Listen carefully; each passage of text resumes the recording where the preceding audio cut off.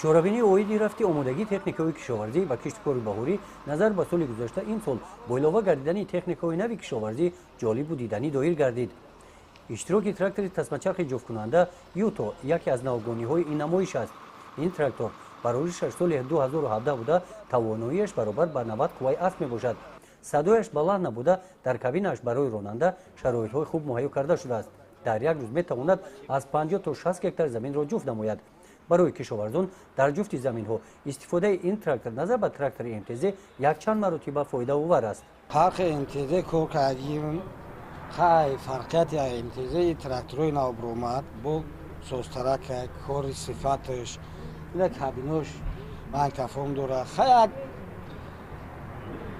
ҳиси шурӯъ мекини охир шалпарат намекунад намезанад наметакад инами чиқир ҷуфт мекунад 45-50 сантиметр ҷуфт мекунад охир хай моториш 6 цилиндра ба қуввата нисбати барои ронанда роҳатае.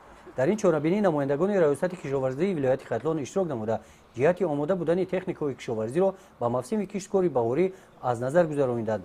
бо ронандагон оиди ҳуҷҷатнигорӣ ва нигоҳдории техникаҳо, тарзи истифодаи техника, риояи қоидаҳои бехатарӣ, пешгирӣ аз сӯхтор ва нигоҳ доштани доруворӣ ҳамсӯҳбат шуданд. طبق فرمایش سرایست کشاورزی مقامات اجرایی حکومت دولتی ولایت خرطوم امروز در شهر نویای منطقه کولاب از اون جمله در نویای فرخور، نویای سعید علی حمدانی، نویای وسیع رفتی آمادگی به کشت و کاری بهاری رفته ایستاده است.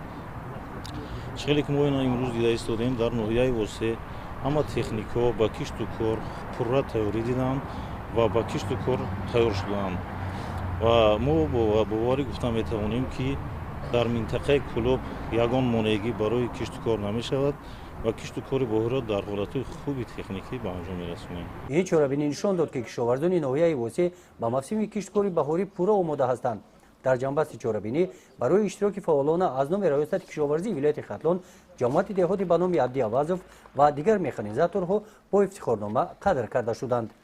گزارش خواجه نظریف خدای نظر ظهورов از ناحیه وسیع برای برنامه اطلاعاتی نوید.